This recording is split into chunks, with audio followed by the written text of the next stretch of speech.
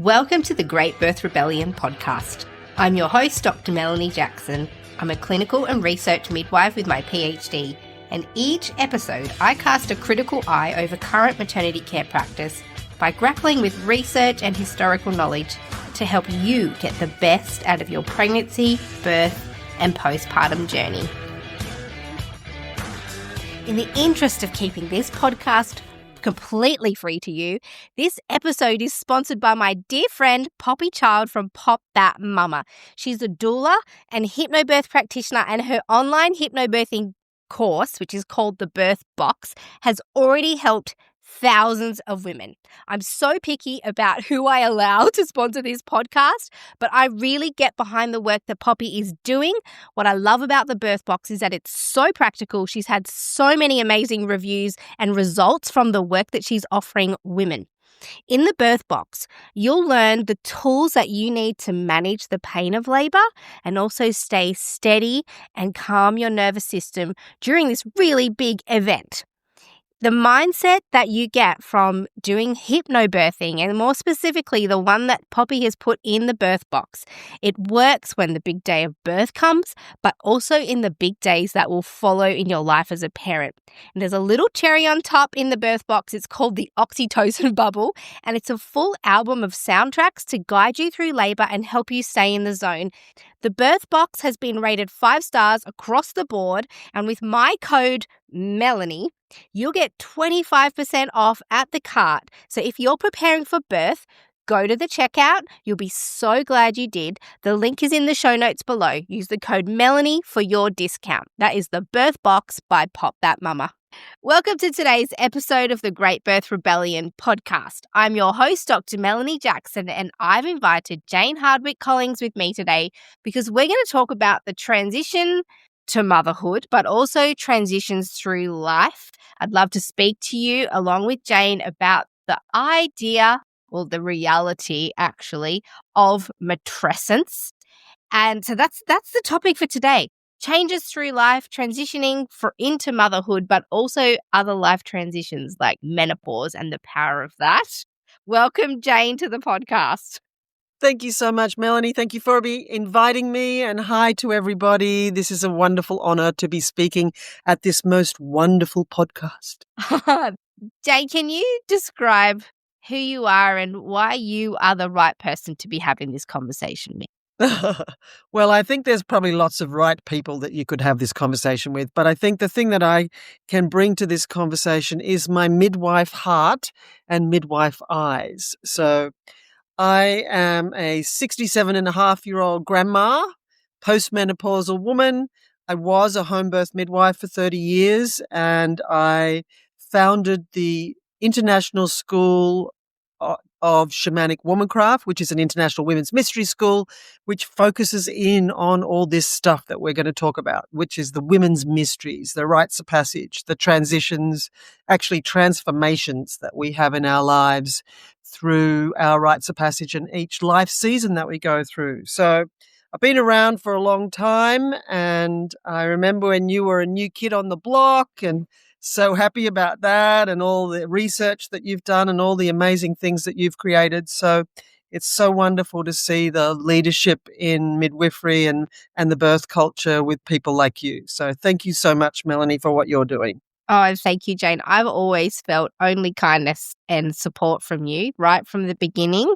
This can be a very tricky and hostile space for young and new players, and I always felt safe and supported in your presence. You know, I'm also grateful to you for that. But yes, right from the beginning, Jane, yes, you watched me join the ranks of midwifery.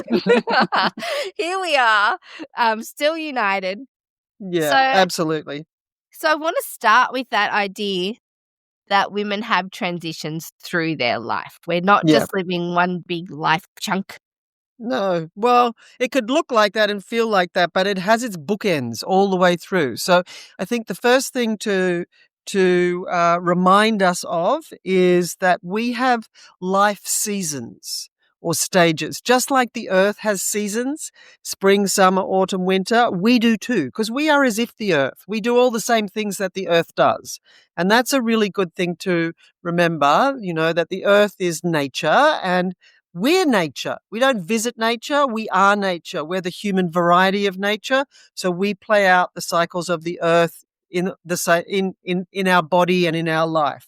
And so spring, summer, autumn, winter of our lives, and these are all bookended or divided up by rites of passage, which is the kind of the anthropological term to use to describe the transformations and transitions that we go through in our lives. So rites of passage are not some new age thing. They've been around forever, and they happen whether we pay attention to them or not. So that's one of the most important things to get, that if you had a rite of passage, so let's think about our menarche, our first period, our initiation into womanhood, and then every pregnancy results in a birth, even if it's a loss or an abortion, and then menopause. So these are the women's mysteries, the blood mysteries, which is basically ancient feminine wisdom, very relevant for us today, because if you don't have an honoured rite of passage, you still have a rite of passage. And whatever happens is the rite of passage. And how these rites of passage work is that whatever happens or doesn't, who's there, what they say, who's not there, what doesn't get said, and then what's going on in the individual's world at the time, all of that adds up, and we are taught by our experience, whether it's conscious or not. It's a subliminal teaching. We're not aware of it, and it's a process of enculturation, which is really just a nice way of saying brainwashed. And what happens in the rite of passage is that everything adds up to teach us how our culture values the next role we're going into. And so at menarche, that's womanhood. At pregnancy and birth, that's motherhood. At menopause, that's our wise woman years, the second half of our life. So our experience of navigating the process of transformation teaches us how we're supposed to behave to be accepted by the culture in our new role. So we don't have to look too deeply at the stats to see what's happening and what women are learning. And that is that, well, for example, right now in the modern Western world, less than 50% of women actually push their babies out of their vaginas. Therefore, over 50% of women are learning things like, my body doesn't work, I don't go into labour on time, I can't handle the pain, something's wrong. And so therefore that sets up this situation where rather than be able to be connected to their inner knowing and have the experience show them what they're capable of, that those women learn subliminally that it is safer, and their experience proves it, to trust the experts, to hand over your power to the experts and not trust your own body, your intuition, etc. And that sounds heavy, but that's actually what the results of it are. And the thing about rites of passage is that one leads to the next. So it creates this trajectory that we go on in our lives. And so how we experience our initiation into womanhood at our menarche, our first period, sets up our whole life as a woman. She who was initiated into womanhood at menarche is the woman that shows up to give birth, completely enculturated into how she's supposed to behave as a woman to be accepted by this culture. And all we have to do is look at the stats of menstrual pathology to see how much the menstrual cycle is upset, so to speak. So the thing about the menstrual cycle is, if we ignore her or don't flow with her, she will do whatever she has to do to get our attention. That's often what the pathology is. So how we experienced our menarche, it's an opportunity to see the setup that it created, and we can reclaim and we can heal our menarche. So I'll just give a little sideways how to do that. Recall your menarche story. So listeners, write it down and then ask yourself a couple of questions. What did that experience teach me about being a woman? This is the stuff I do in my workshops about this. And what pattern or theme did that set up that's been going on all my life? And therefore, what new message do I want to give the inner maiden in me? Because she never goes away. She's mostly in the driver's seat most of the time and most likely in her most wounded form. So a new message to our inner maiden is wonderful change in direction. So if you figure out that your menarche was disempowering and you got the message to not make a fuss and hide it and carry on business as usual, like that does not serve a woman in the menstrual cycle. That's ignoring the cycle. And that's what causes pathology or some way that the menstrual cycle is trying to get our attention. So you figure out what the new message is you want to give your inner maiden about being a woman and live by that. Rewire your brain. We know we've got neuroplasticity. We know we can rewire our brain. So the step one in this work is to figure out how it started. And the thing about rites of passage is that one leads to the next, as I said, but every time you come to a rite of passage, you come to a fork in the road. And one way's the usual way, the same old way, the way it always happens to me or in my family or in my community or in my culture. And that is often the wounded way, but we don't even realize it. It's just the way it always happens. And then the other fork is the healed way. But to even know there's a healed way, you have to realize you're on the wounded way. Then you need to do the inner work that bridges the two, that sets you off in the healed direction, which doesn't mean all of a sudden everything goes your way. It means you start to realize the decisions and choices you made that kept leading to the same old, same old.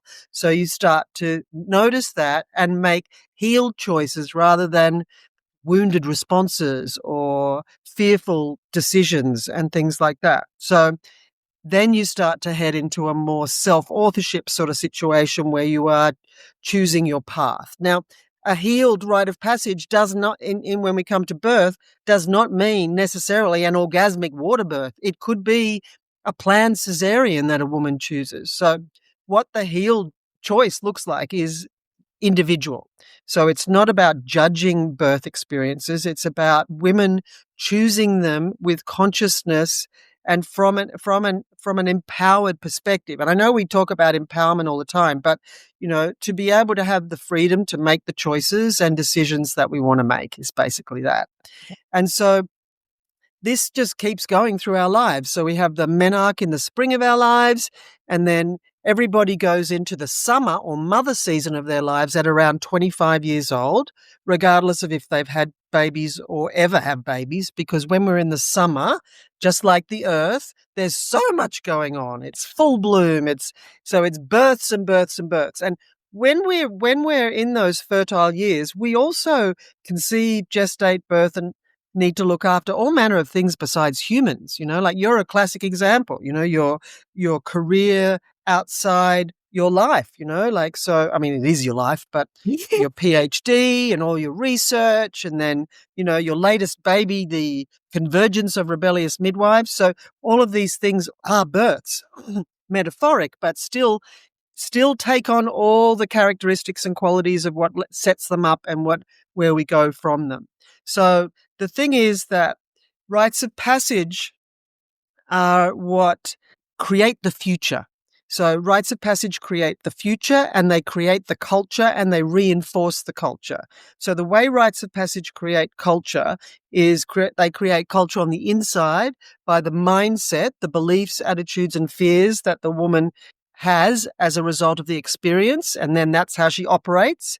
And then it creates culture on the outside because most people have similar experiences, therefore have the same beliefs, attitudes, and fears. So everybody's choosing or fearing the same things. And there's another thing that links them together that I think is such an important piece for us to remember or realize, is this interconnectedness throughout our lives. Like birth, for example, is not some random medical event, and neither is menopause. How we give birth is like a readout of our beliefs, attitudes, and fears, and also the culmination of our life thus far. We have the birth we need to have to teach us what we need to learn about ourselves to take us to the next place on our journey. And it might not be what you want, but, we break into the Rolling Stones song now and say, but if you try sometimes, you might just find you get what you need. So, and that's a big teaching, because births are our teachers. And if we can meet them like that, like everything in life, it doesn't necessarily go the way you want, but the things happen that teach us. When we know that births are our teachers, then that's so, so helpful. And then everything that hasn't been integrated or healed or digested will come out at menopause. which is not a terrible thing. It's a wonderful thing. It's a healing opportunity. And we'll go into that, I'm sure, in a little while when we talk about how menopause works and what it does. But just want to add one extra thing to place our rites of passage in context. In psychology, they refer to life stages, developmental stages. It's the same thing. We all know adolescence, the becoming an adult. And that takes some time. Like, that's not a short process. And, maybe some people never actually even navigate that, but adolescence. And then the next big one is matrescence. And matrescence is the becoming a mother. And that takes, again, as long as it takes. And it happens every pregnancy. Mm-hmm. Not just, you just become like a mother and that's it. Like, mother of two is a very different creature to mother of one. Mother of three, very different to mother of two. So matrescence is a life stage, a developmental stage in our lives where we become mother. And we'll talk more about what that means. And then menopause. And there's premenopause, there's perimenopause, there's menopause, there's postmenopause. I think everyone is so confused about what that even means. Yeah. So I've decided to rename it. What did you think? My name for all of those pre, peri, post, blah, blah, blah, in keeping with adolescence, matrescence, is sagescence. The becoming a wise woman. Sagescence. The sense means state. So, yeah. So adolescent, matrescence, mother, sagescence, wise woman. And interestingly, just in case you need any more proof that they're all connected, the same things happen at each one. There is neural pruning at each of those, at adolescence, every single pregnancy and birth, not just once. And then again at menopause, neural pruning, cutting away the neural pathways that are not used anymore, and therefore creating more real estate in the brain, and then increased neuroplasticity, because we need to learn all the new ways we need to be as an adult, and then as a mother, and then as a post-reproductive, non-fertile woman, grandmother, whether you've had grandchildren or not, that's kind of like grandmother. And so these are all connected. So that in and of itself is a really important thing that we need to remember and reclaim, that life is not a series of random events. It's our life as it unfolds. Yeah. So our lives as women are so cyclical, full of transitions, where we let go of one phase of who we are to usher in the next. And there's a little bit of upheaval in the transition as we tune and prune our brain to this new phase. And I feel like society doesn't get that, when it's set up not to cater to the lives and changes in women's lives. And I even noticed that for myself, partly in parenthood, but definitely in business and work. Some weeks I feel like creating and generating new things and I feel really productive. And other weeks I'm sitting down questioning my whole life's purpose.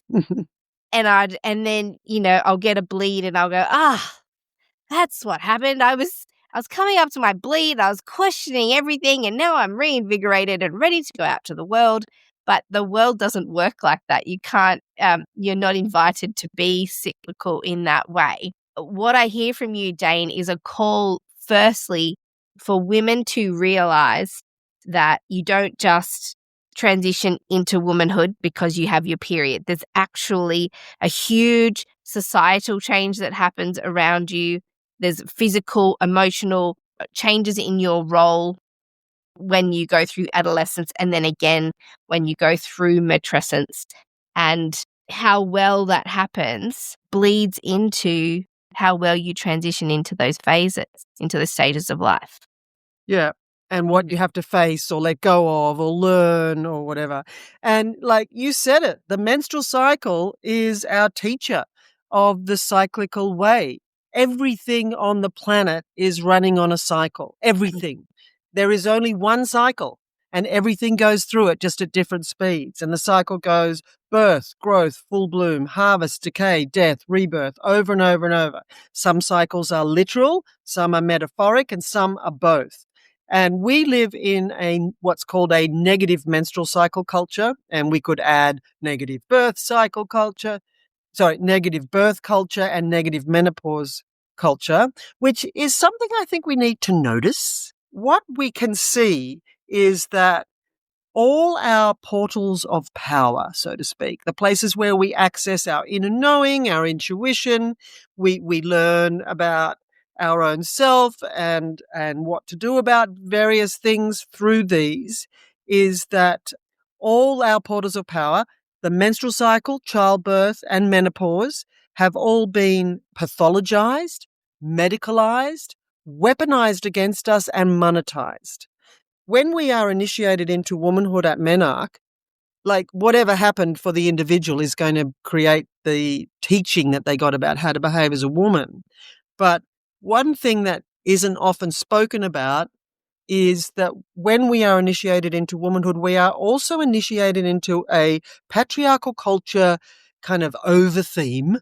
I don't know that's such a word, but you know what I mean, of menstrual shame. So menstrual shame is part of the patriarchy. And I'll just do a little something. Patriarchy is the culture that we live in. And in a patriarchy, the masculine and men are held as the right way, the way, and the feminine and women, the energy is suppressed or oppressed. So this is no new invention. This has been going on for millennia and millennia. It's better than it's been in some places. In some places, it's worse. But basically, coming back to our lives now, when we are initiated into womanhood, we are introduced and initiated into menstrual shame. Now, menstrual shame as a beginning when you become fertile is a tragedy, but it's happening to everybody. You can't not have menstrual shame. You may think that you bleed shamelessly, but, what do you do with your rubbish? And what do you, like in the public toilets? And, the girls sit there unwrapping tampons and pads, fearful of the noise of it making, and then everybody will know. We'll all have terrible, shameful, embarrassing experiences from our menstrual cycle. But menstrual shame leads to body shame. Then we're also encouraged to reject our menstrual cycle in our culture, like turn it off or drug it or ignore it. And then she'll do whatever, like I said already, she'll do whatever she has to do to get your attention. Because the menstrual cycle, and I've learned this as a midwife, is preparation for birth. The menstrual cycle is a teaching in cyclical intelligence and body literacy. Like if we practice listening to our bodies, like you just gave an example, and hopefully next cycle you remember that it's the same thing you experience every cycle. Like, oh yeah, that's right. Yeah, exactly. So if we, our menstrual cycle is running our lives. So it's actually sensible to run your life around your menstrual cycle. When we reject our menstrual cycle, as we are encouraged, we reject our body. We reject our body like what's left of us. And the other thing I want to say about menstrual shame is to quote a Queensland women's health practitioner, Sharon Maloney, who did a PhD on menstrual shame and how it affects childbirth. Her quote is that menstrual shame is one of the organizing principles of the patriarchy to maintain the oppression of women. It has us hiding our power, hiding our blood, hiding our weakness, which I'm not saying is true. But for you just gave the absolute wonderful example of there is a part in your cycle when you are on fire. You just what to do. You've got 100 plans and all of the things. That's a part of the menstrual cycle because the menstrual cycle dictates our hormonal profile, and whatever our hormonal profile is will run every part of us, including what we can and can't do so well, including our desires, our behavior, all of the things. So paying attention to our menstrual cycle is step one. Let me just give you the results of the PhD. Yeah. What she found was that menstrual shame leads to increased intervention at birth. And we all know that increased intervention leads to the likelihood of, 1 in 3 women getting birth trauma and 1 in 10 of that 1 in 3 having PTSD, a brain injury from their birth experience. So women who experience menstrual shame do not go into childbirth thinking, oh, my body is so awesome. I know what my womb will how my womb speaks to me about what I need to do. So here we go. I'm ready for this. I trust my body. I trust my intuition. I trust the birth process. Here we go. So rather than that, that's not what's happening for most women. And why? There'll be lots of whys, but menstrual shame and their relationship with their menstrual cycle is the beginning. It's kind of like the thing that we need to remember is affecting everything, because our menstrual cycle is running our life. Yep. Whether you want it to or not. And so the best thing is to work with it rather than have this like, what's wrong with me? And then go, oh yeah, that's right. Yeah, I mean, I remember when my period came and what happened to me. My dad doesn't know it, but he was pivotal in how I transitioned through that. I don't remember much of what my mum did, which is fine. It's probably a good thing because she, maybe it was just fine. But I remember coming down and my mum coming downstairs and my mum announced to the whole house, Mel got her period. And my dad cheered. And he's this, Cypriot migrant, very kind of proper, you don't burp or fart at the table or in public, and it's all very, very sensible and polite. And he cheered and he was very excited, and then there was no embarrassment or anything about that. And then I remember a few cycles in, we were holidaying at a beach location and I got my period, and we were at the beach and I said to him, I don't feel very comfortable. I want to go home. And without question, he packed everybody up and he brought us all home. And it just sent this real message of that, yeah, there's no shame around your period.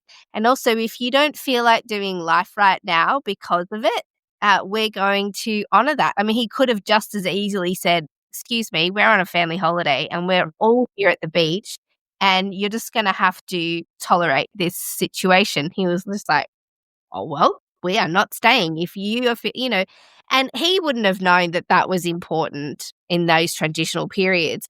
But I recall them now. I was bleeding at the age of 12 and I'm now 42. Those memories stick.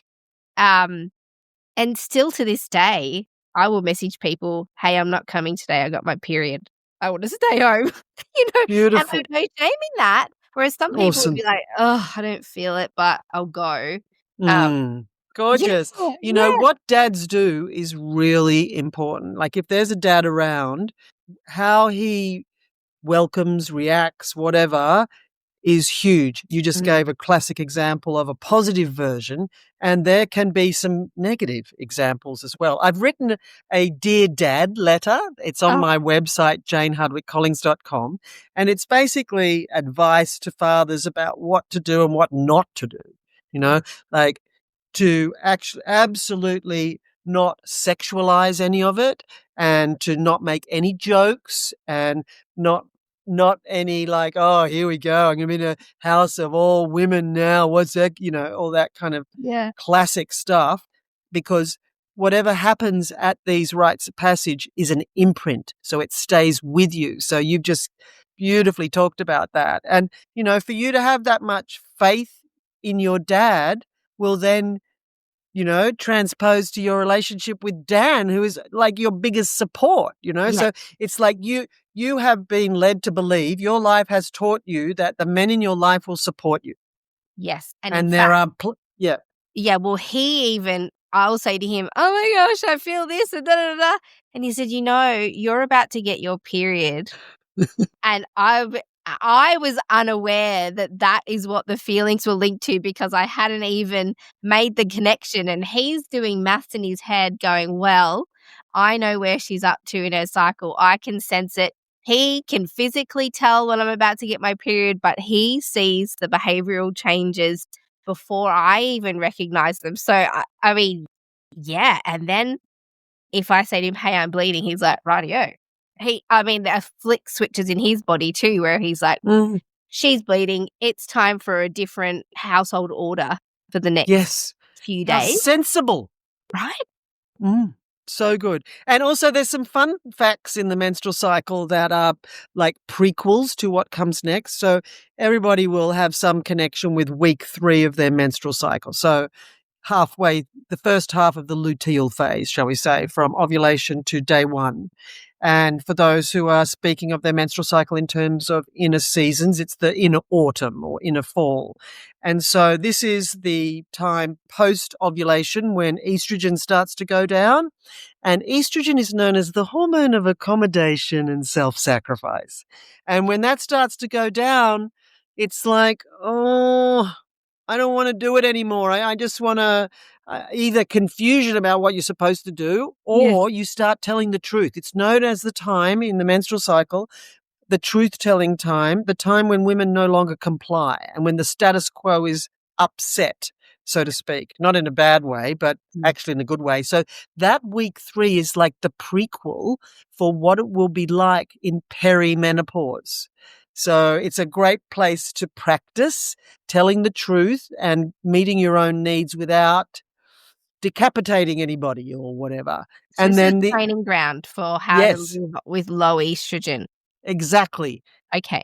And then the next one, so that lowering estrogen is week 3. And then just before your period starts, so at the end of the luteal phase, at the end of week 4, when the estrogen and progesterone are both, at their lowest, and therefore testosterone, the other hormone, well, there's lots of other hormones, but is relatively high compared to the relationship there usually has, is so testosterone is higher, but you know what I mean, in relation to the levels of the other ones. So that's the prequel for what you'll be like post-menopause. Because post-menopause, our hormone profile is lower estrogen, lower progesterone, and our dominant sex hormone post-menopause is testosterone. Okay, I'm just recalling a few months ago where I just sat in the bath and cried for a few hours the day before my period. I think, oh no, what's coming? Well, and what is that? Like, that's a Yeah. behavior of isolation in a good way. You went in, you took yourself to a safe place where you could be alone. That's one of the things that postmenopausal women need, alone time. Okay. And then the other thing you did was you cried. Like, Yeah. that's letting go and releasing. And that's what happens at the end of the menstrual cycle is everything that you need to let go of because it no longer serves you will be there for you to see so you can consciously and purposely, as you bleed, say, as I bleed, I let go of whatever the things are that no longer serve you. They'll be Now, fears or society whatever. would have us suppress that. So Totally. society would have us kind of just carry on, put those feelings aside for now, because we don't operate in a cyclical way in society. And Uh, pathologize it. Right. So maybe you need some medicine. And I want to just quickly touch on, you talked about how when girls enter into their adolescence and they start bleeding and having their menstrual cycle, how that can become a sexualized time. And I feel like society really sees those girls and women as just, oh, now you can get pregnant. We might need to put a stop to that. Here's some contraception.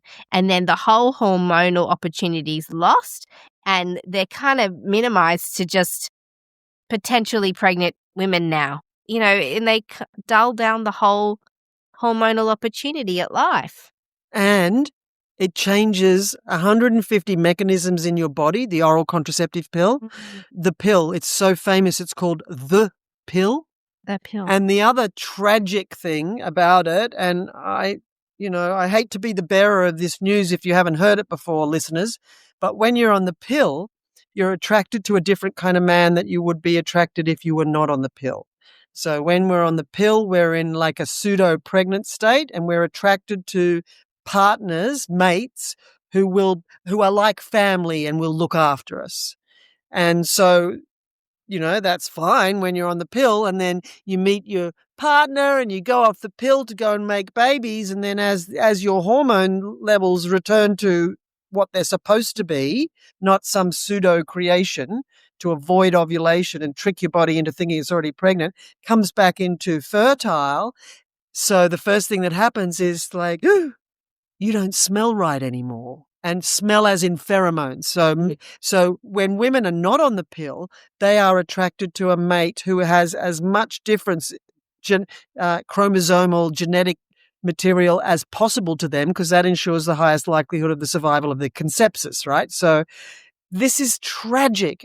Okay, we're starting to see the issues, I think, with how the world has pathologized the stages and rites of passage and transitions of a woman's life. So now women have moved through adolescence and we're coming to the phase of matrescence where we're transitioning into motherhood. Can you tell us about that transition? Yeah. So it starts at conception. And so if you've had a loss or an abortion, the whole physical thing has been switched on and you are actually transformed forever. This is the thing about rites of passage. Once you go through them, you can never return to the previous version of yourself. And that's not a threat or a bad thing. It's obvious, like once you start bleeding, you can never not started bleeding. Once you're pregnant, you've been pregnant, and then you have a birth and whatever. And once you finish your fertility, that's it. But in terms of matrescence is a term that was coined by Dana Raphael in the 1970s to describe the becoming a mother. In basically what I was saying already about like adolescence, we know what that's like, right? So the becoming an adult. So matrescence is the becoming a mother and the becoming and being a mother each time. And I think that it's taking off and people are understanding it. It's only 50 years since the phrase was coined, but many people still don't know about it. But it's so helpful. I think that the benefits of being aware of that matrescence is a thing, is that women who have had their baby and they're like, oh, I don't feel like a mother. I don't know what I want to be a mother, all that. So this is, say, the freedom to you're becoming a mother. And it's about the identity and the responsibilities of being a mother. And depending on your life so far, depending on your red thread, your mother line and what you've inherited, all of this stuff is going to impact this process because one thing leads to the next, like duh. Yeah. So the point of it being that it describes the becoming a mother. Because when we grow a baby in our womb, which, basically we don't have to think about that, right? It just happens. And we're growing not just a baby, but we're growing ourselves into being the mother as well. And then when we birth our baby, we give birth to our baby, but we also in that birth process birth the next version of us, the mother, and mother of 1, 2, 3, whatever it is. And that is happening whether we're paying attention or want it to or not. It's just what happens. And to know that that's a thing, and that another way to describe the rite of passage of pregnancy, birth, and ultimately mothering, to give it a good name and, help people to understand the process. It's like so helpful when we can understand what's going on rather than think, oh my God, what's going on? The thing for me as a midwife was that birth taught me all this. I could see in my antenatal care for the women in preparation for birth and then in the unpacking of the experiences that they had, that it was so much to do with so much else. Yeah. And that was not being talked about. And I'm pretty sure it's not even talked about now in midwifery education or anything really. After birth, really, if a woman was to listen to mainstream messaging about what happens to you in the postnatal after the birth, the maternity care system is only interested in your physical recovery. So how are your stitches? How's your perineum? How's your wound? How's your bleeding? How's your boobs? How's your nipples? Kind of thing. A little bit of monitoring of, how are you feeling? Are you having a rest? Are you whatever? But a lot of the focus is on your physical recovery, if I'll call it, from birth. It's not until later where women have to discover for themselves and make sense for themselves what is going on with me. And then the only real touch point is maybe women would go to their GP and say, I don't quite feel right. And then maybe their GP is ill-equipped and says something like, hey, maybe you could be depressed, or maybe you could be iron deficient. Maybe we should try a blood test and a medicine. It just minimizes the whole transition into motherhood down to this medical event where you're physically recovering from something. And hey, if you're not coping, there's a medicine for that. Yeah, so the pathologization and medicalization, Correct. which robs us of our of the rite of passageness of it. Like you need to show up and you need to be with all that arises and not think that that's pathology. It's a process, just the same as in labor.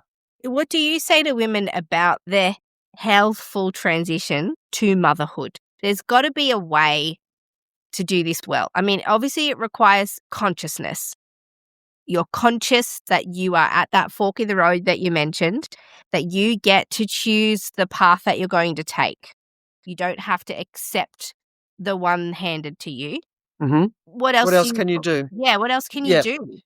Well, one rite of passage leads to the next. So the setup for your next rite of passage is whatever the rite of passage was before. So you want to be looking at that. If that's your menarche, well, so menarche, then first sexual experience, then pregnancies, etc.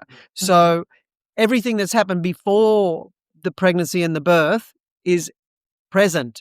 So if there's any deep, dark secrets that you haven't dealt with, it's a good idea to deal with them before, because, I mean, sure, all midwives have the stories of a woman in labor where everything kind of stops or stalls or whatever, and the magic question of what are you worrying about now, or what's your fear, and then it all tumbles out, and then all of a sudden you got a baby. So that's a healthy thing to do too, is to think about what your fears are before labor. So this is something I do in my face-to-face workshops and in my online programs as well, is to encourage women to acknowledge the fears that they have and not buy into this weird thing that we've got going in this culture that if you think about your fears, you're going to create them. Like, that's not the case. So acknowledging our fears as step one in preparation for birth, like it brings them out of the dark or whatever. And sometimes when you simply speak about a fear, you think, oh, actually, that's not even a thing. But there's a process. So first, acknowledge your fear. And then to deal with the fear, the thing is that you have to believe something that enables the fear. So every fear has a belief that underpins it as a fear. So we get to do this process in preparation. So this is one of the things that I recommend in preparation for birth, is to acknowledge your fears, figure out what the belief is you have to have that fear, and then ask yourself, do you even believe the belief? We've inherited so many messed up beliefs about birth in our culture, and half the time you don't even believe the belief that's running the fear. So then you can just let go of the fear. If you do believe the belief you have to have the fear, then you've got two choices. And the first choice is, do I want to have that belief? Oh my God, I've been led to believe that birth is dangerous. Do I want to believe that? No, I don't. So you update your belief system. You change it from birth is dangerous to birth is a process that will unfold, or whatever your belief is. So then you don't have the fear. But if you acknowledge the fear and you do believe the belief you have to have the fear, then that's your red flag.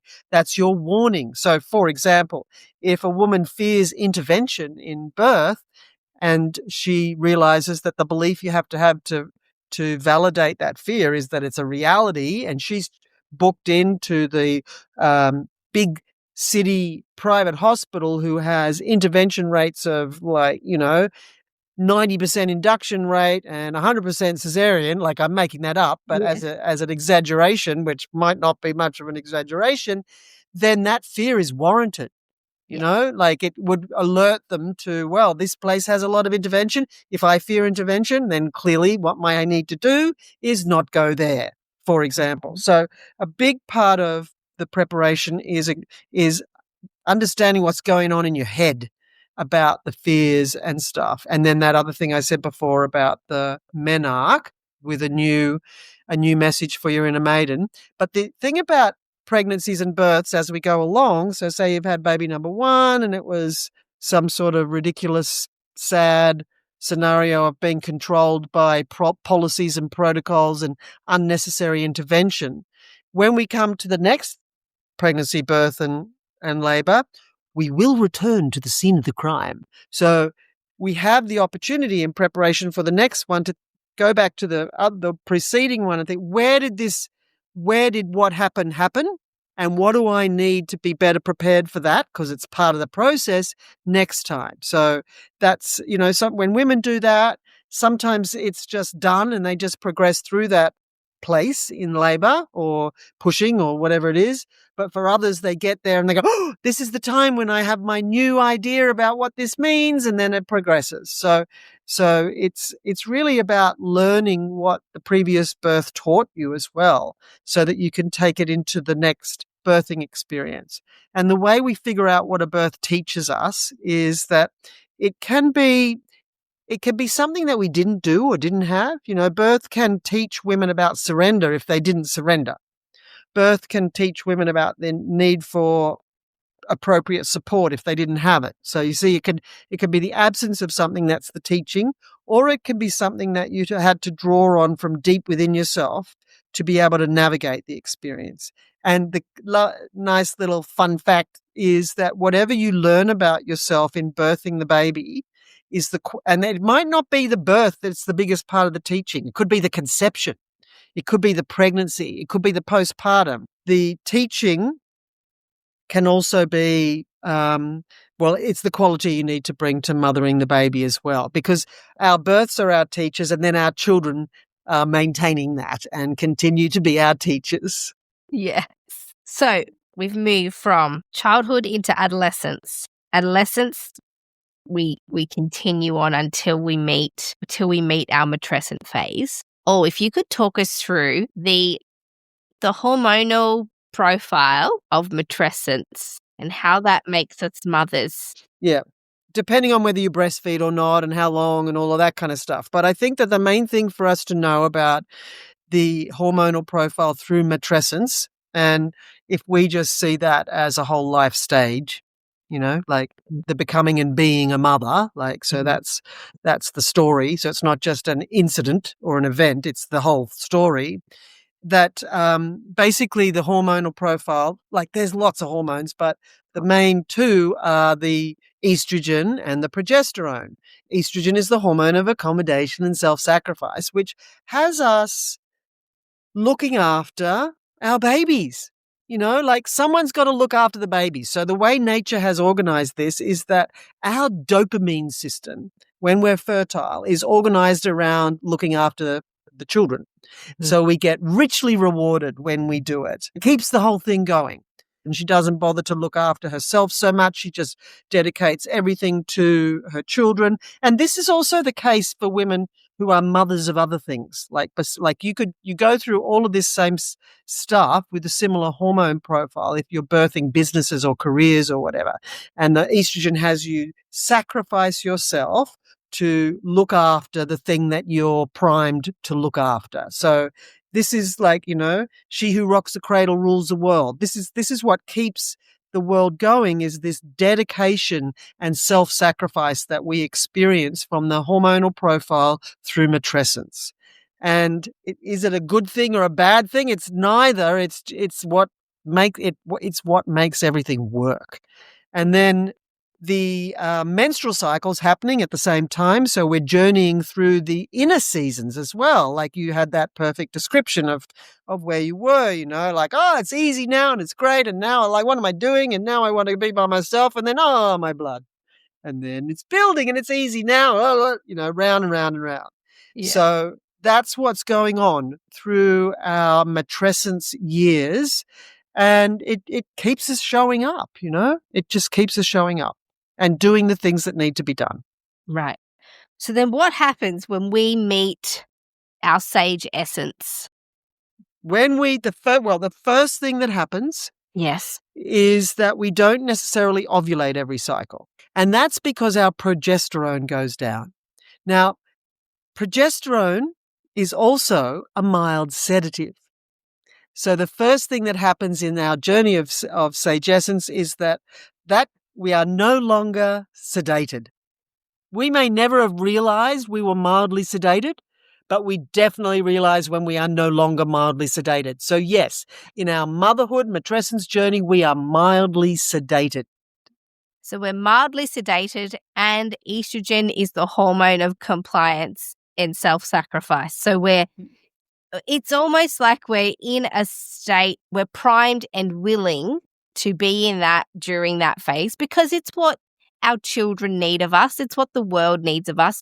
There has to be a nurturer who's going to raise up and almost happily raise up the next generation. But we leave that phase. It's only a season. That's right. It's kind of in with physiological menopause. There's kind of a way you can predict when your period will stop, when your fertility will stop, that in the healthy scenario, we usually are fertile for about 40 years. So you get your age of your menarche plus 40 years, give or take a year or two is probably when you would have your last period, not your beginning of the sagescence, your last period. So that's not the case for everybody, but it's a bit of a rule of thumb that gives a bit of an idea. And the other thing that's suppressed when we're fertile is our immune function, so that we don't, what's the nice way to say it? We don't reject the baby. In other words, our white blood cells don't go and eat it. And so that's another thing that happens post-menopause is our immune system gets to 100% functionality, which is pretty amazing. So I'm excited now. I'm like, do be, because there's so much else. Let me tell you. So the first thing that goes down is we're no longer mildly sedated. So we wake up. And that can be a bit of a shock, not just for yourself, but for everybody else around you. And many women wake up pretty mad. Because the other thing that progesterone does is it keeps a lid on all the things. Or a lid on all the unresolved, unintegrated, unhealed things, just keeps our anxiety levels lower. And then when that goes away, all this stuff we've just barely been keeping, I don't want to deal with that. I don't want to listen. I'm not thinking about that. It's too hard. That all is there. And on purpose, because menopause is a massive healing opportunity. And what arises for us at menopause is the results, the feedback, the harvest of our life lived so far. So menopause, again, is not some random event. It's actually predictable what's going to happen. It's a setup, because what emerges at menopause is the feedback or biofeedback or results of your life lived so far. So the next thing that happens, the progesterone goes down, you're no longer mildly sedated, and it's like week 3 of your menstrual cycle, similar. So then the estrogen starts to go down, and it can take 10 years. It's like the hormones are just adjusting and going down to the new normal hormone profile, which is the same as it was pre-menarche, which is interesting. And so as the estrogen goes down, remember, estrogen is the hormone of accommodation and self-sacrifice, and it's a veil. It's a veil that descends upon us at menarche, the veil of estrogen. And what that looks like as self-sacrifice when you're 12, 13, 14 is that you sacrifice who you were and what your interests were and all your special things to be able to be part of the pack, part of the group, part of the tribe. You want to have the same clothes. You want to go to the same places. It's really important to belong. It's important to belong. But that shows up with this estrogen thing around menarche. And then it has us look after our babies. And then as this veil rises around the sagescence journey, then instead of that accommodating and self-sacrificing behavior, what shows up is more like, how come I'm the only one who does anything around here? Pick up your washing. What's wrong with you? Nothing's wrong with me. Pick up your washing. So when nobody realizes what's coming, then it is so easy to blame the woman and say, you're crazy. We lose our tolerance for things, and then our family doesn't change, but we change. And they're all wondering, well, who's this person? She's always done the washing. She's always done the things. And now all of a sudden. So I guess it's important to educate the people around you too of, hey, just so you know, the mild sedation that I've been conveniently under in order to nurture you all is about to fall away. and say Jess and Mel is about to show up and you all need to be prepared. And I did hear this from you at a workshop that I went to about parenting through perimenopause and postmenopause, because there are women having babies potentially. If you're older, you might be parenting a 10-year-old as a menopausal woman, or a 12-year-old or a 15-year-old, or you might be parenting a 19-year-old through your menopausal years. And that will change the type of parent that you're going to be as the hormones change. If you're less tolerant, less interested in nurturing others over yourself, that's going to change your whole family's experience of you. Is there something we can do not to become complete dragons? Totally. There's lots we can do. And the Right. first thing is to realize it's going to happen, Okay. and accept that this is the cycle of life. So the average age of menopause is 50. So 45 to 55. And then there's the outliers, of which there always are. And so these changes happen about 5 or more years before the last period. So they're now deciding that perimenopause is starting at 35, which is freaking out all the mothers who are thinking, I'm in perimenopause, when actually they're in postnatal depletion, and which is not the same.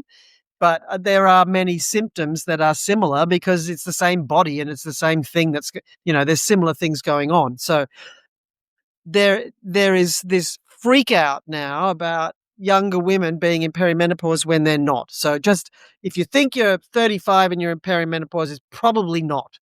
Only 7% of women get menopause under 40, and that's like considered pathology. It's not the normal range. I mean, some of them will be normal, but it's not, right? So in terms of preparing for what it's going to be like when you have children, and, there's many women who are having babies in their 40s now. Not that that's a new thing. There's plenty of women who had babies in their 40s when when our mothers were alive. The thing is that what we need to know is it is absolutely going to happen. If you have a baby when you're like 40, well, anything in your 40s, that if the average age of menopause is 45 to 55 and changes start happening at least 5 years, it's pending.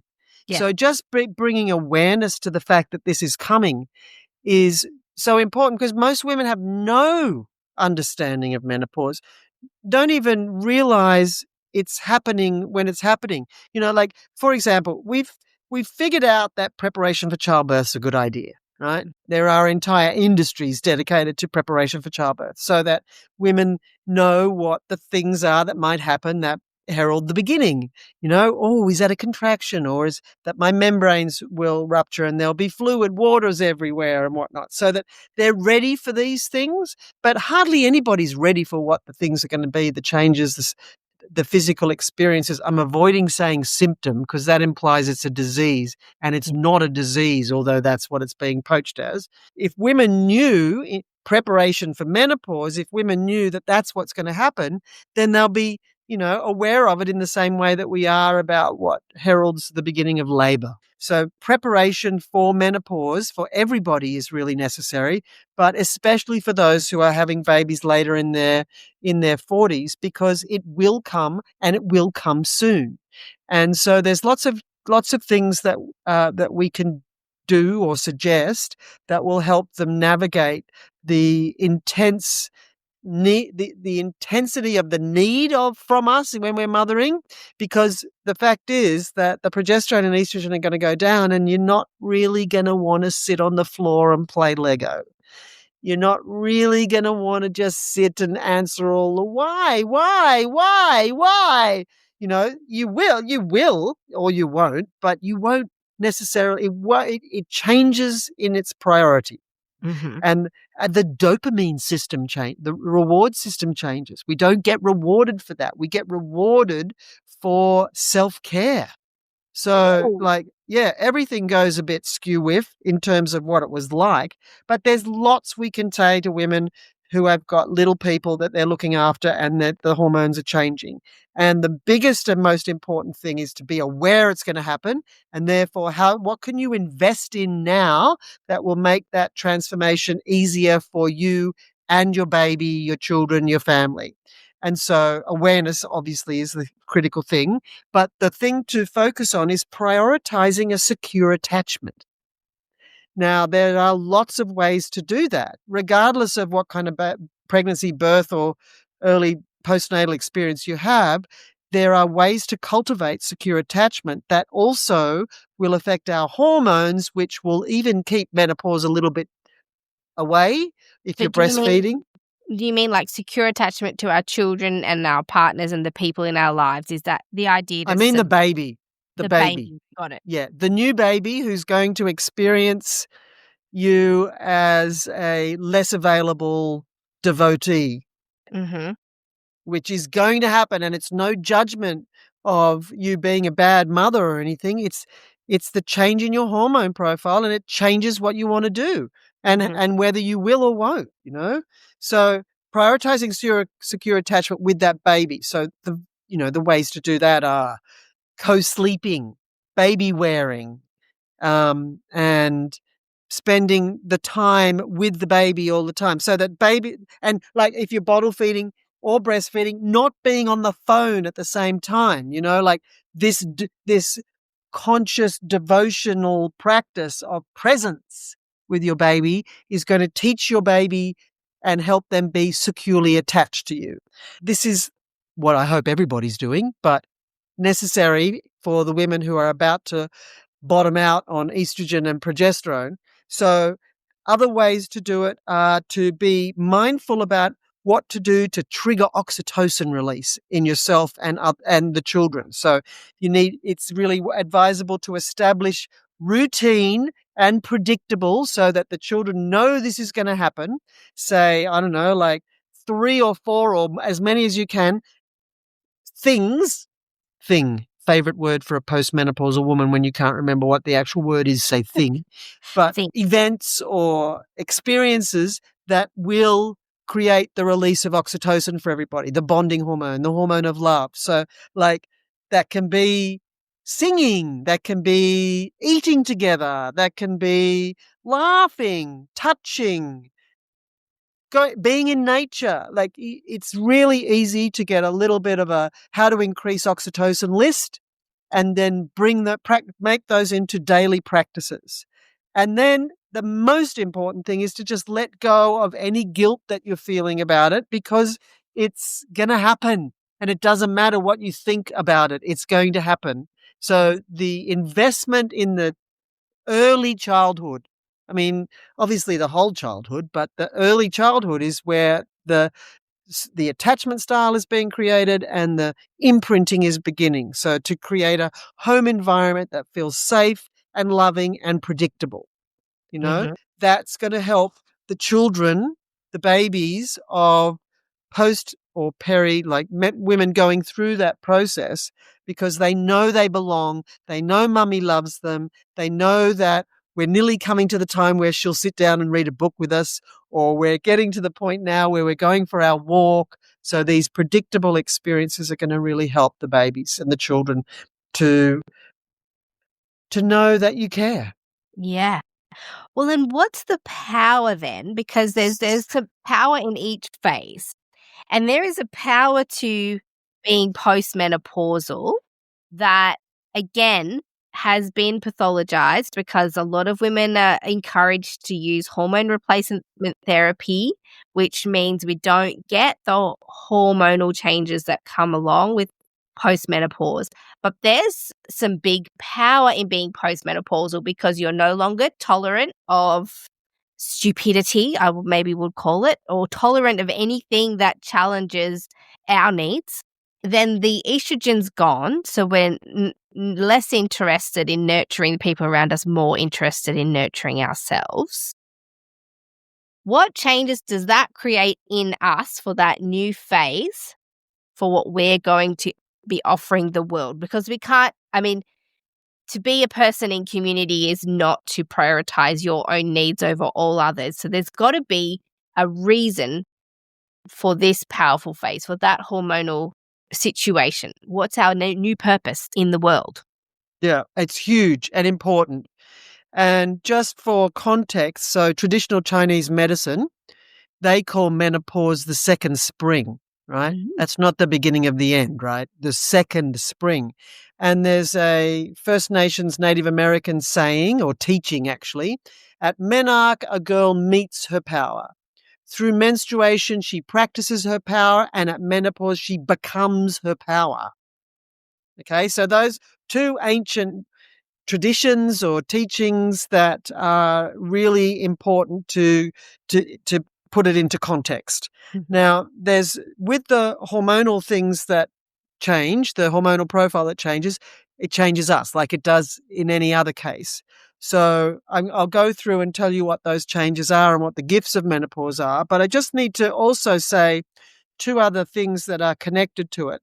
Now, evolutionary biologists posed the question, why do human women live beyond their fertility? What could possibly be the use of them? And so they look to nature, which is what they do as an evolutionary biologist, to develop a hypothesis, right? Not proof, a guess. And basically, what they found when they looked at nature is that there are only 5 creatures on the planet that go through menopause: human women, beluga whales, pilot whales, orca, and narwhals.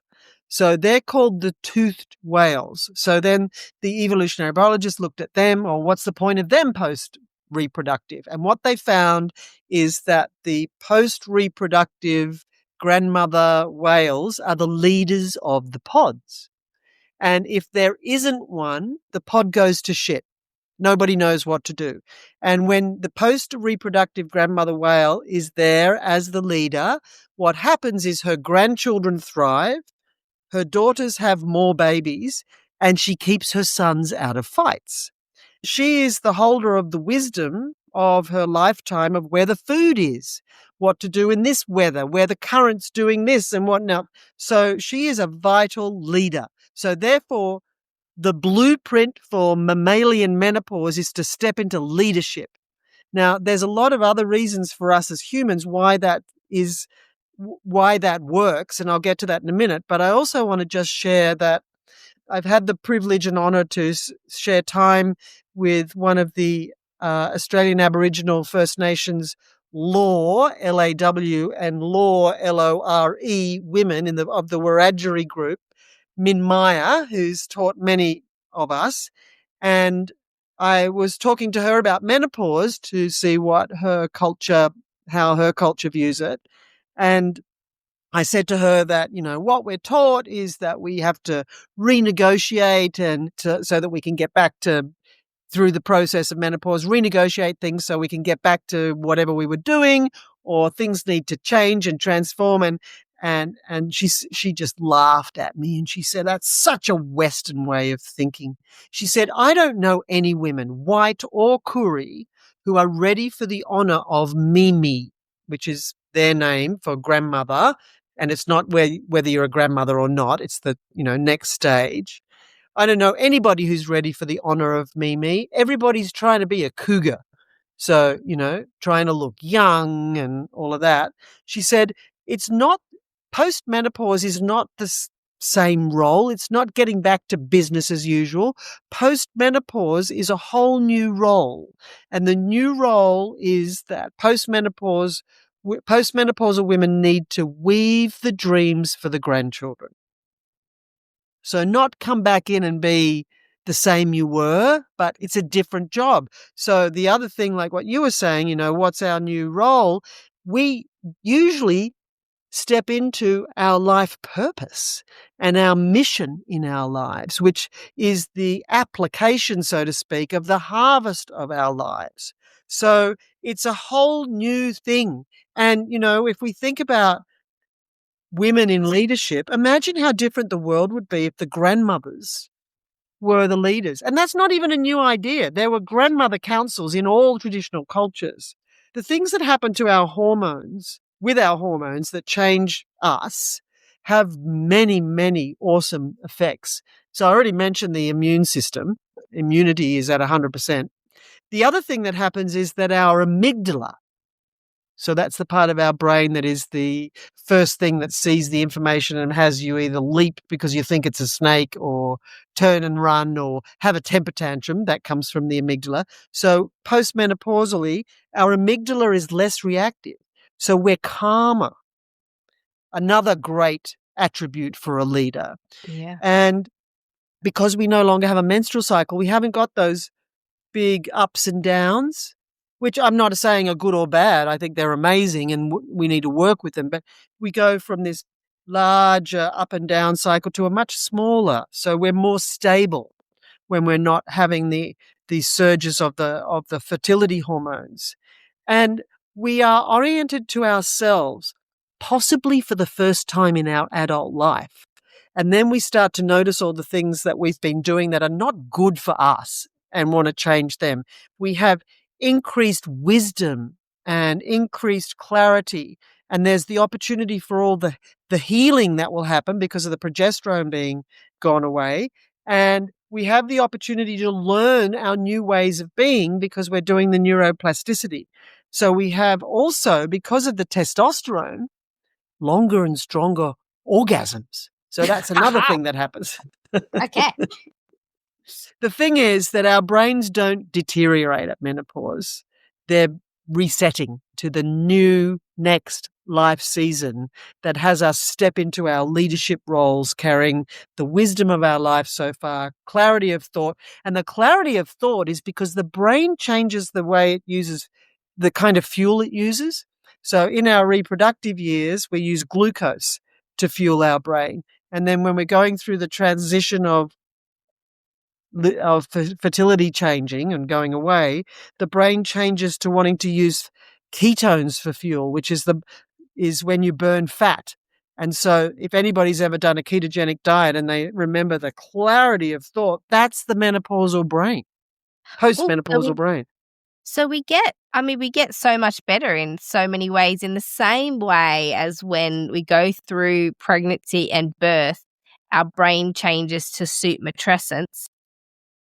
Then when we go through menopause, our brain changes to suit sage essence because it's the new phase and we need to become a new person because we have a new role. Exactly. I'm seeing a massive opportunity here for the sages of the world to create a world that suits the mothers of the world. Completely. Like, it's more than an opportunity, it's a bloody responsibility. Right, because the mothers, the women who have kids are busy mothering and nurturing. And so we need the women who are done with that phase, who have now entered into this new powerful phase, to step into the leadership opportunity that they've been given by their new brain and new life phase and their incredible orgasms.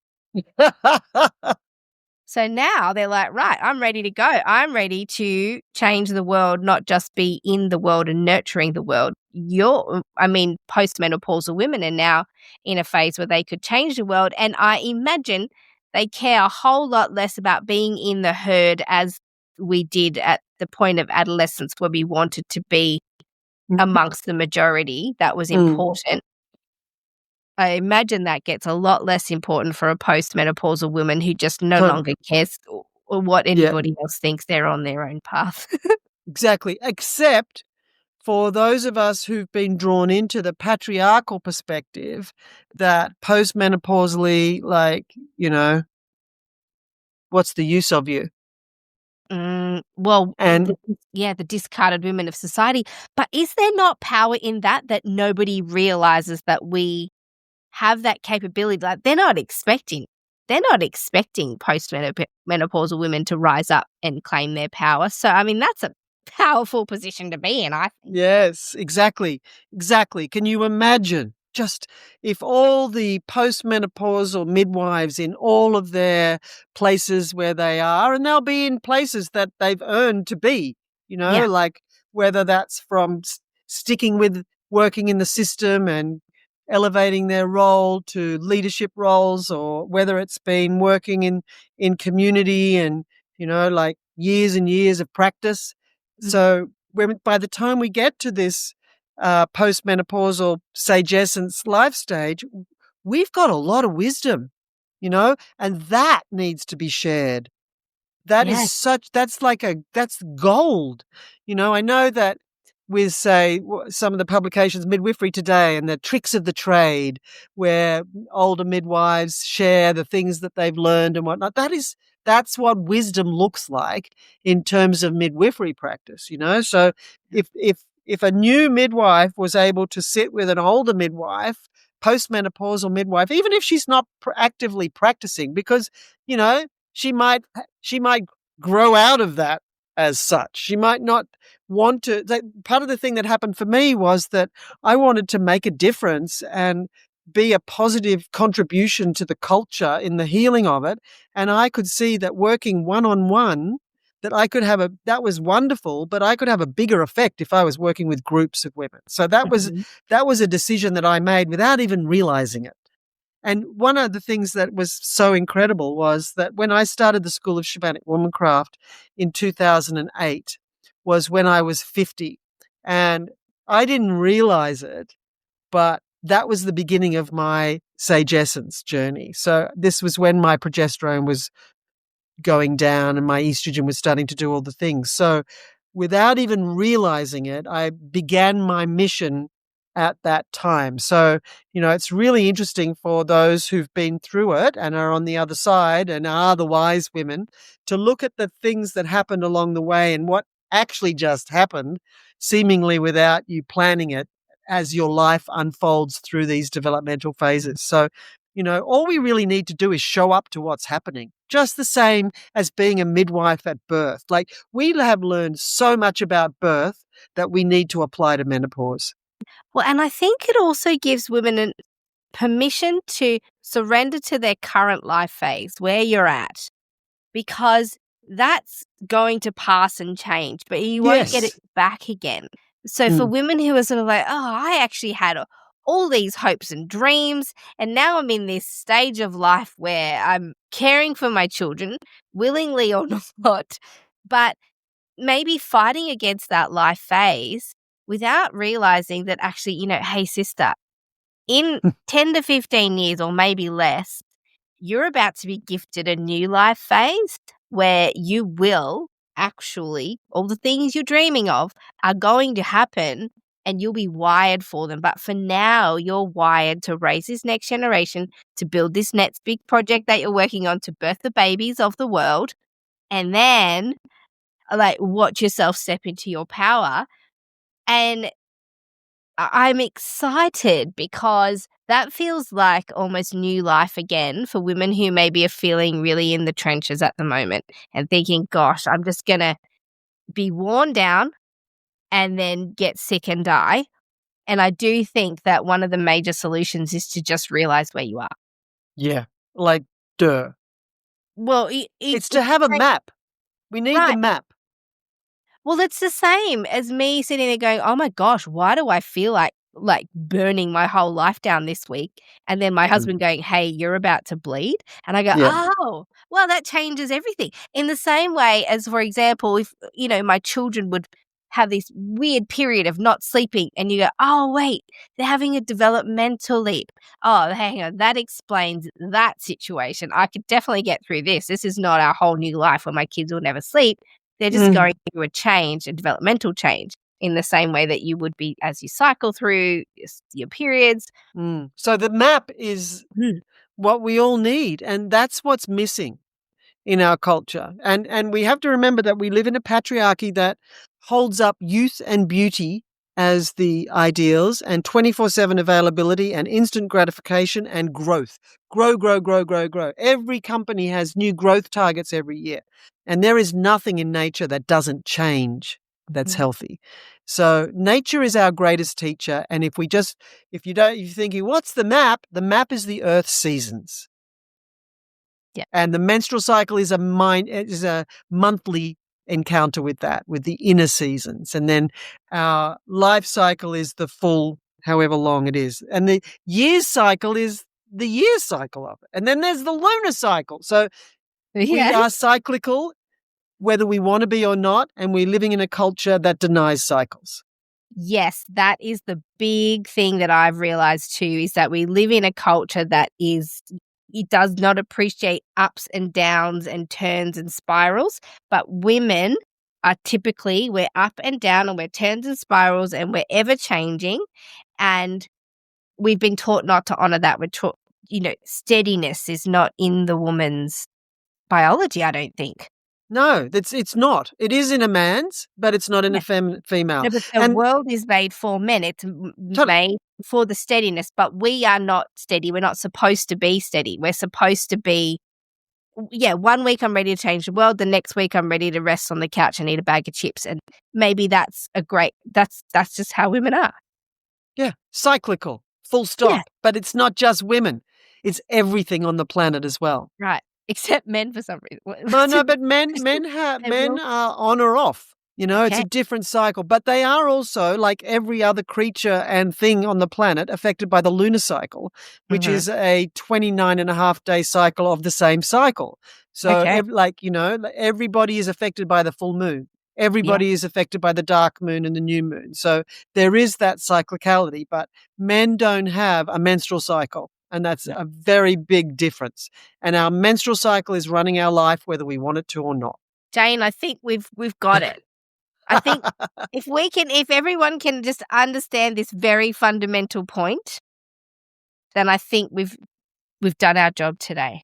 Yes. Well, just to add to what you just said then, that women ask me, I'm just new to this all this stuff, what can I do?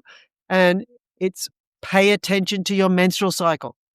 Chart your menstrual cycle. Notice how different you feel every day and start to recognize that that's who you are, cyclical. And then once you connect with your menstrual cycle, everything changes. Well, connect with it and then honor it. And then maybe, for example, and although the world is not set up at this, you can't just unfortunately take 3 days off work and have them actually understand that. Wouldn't that be amazing? I mean, I can. But that's starting. Like there are workplaces, yeah. Yeah, or if you work for yourself, or if your full-time job is to parent your children, you can build your life around your cycle and sort of goes, you know what, for those days, I'm not going to have a 4-hour park play. That's not on the cards. We're going to stay home that day or something where, and exactly. For me, I can go, I'm not actually going to work today. I want to just sit in the bath and then watch a very sad movie, or in the weeks that I'm feeling invigorated, go, right, I'm working 12 hours a day and I'm going to smash out this project that I want to do and I'm going to enjoy it and feel invigorated by it, knowing that next week I'm not going to work at that capacity. Exactly. Yes, Jane. Okay. I think we've done it. That has been today's episode of the Great Birth Rebellion podcast with myself and Jane Hardwicke Collings. And in the show notes, I'm going to put all the details about Jane and her offerings and her website. And so go and have a look, deep dive into Jane's work. Yay. Yay. Thank you, Jane. Thank you, Mel. It's been lovely. To get access to the resources for each podcast episode, join the mailing list at melaniethemidwife.com. And to support the work of this podcast, wear the rebellion in the form of clothing and other merch at thegreatbirthrebellion.com. Follow me, Mel, at Melanie the Midwife on socials, and the show at The Great Birth Rebellion. All the details are in the show notes.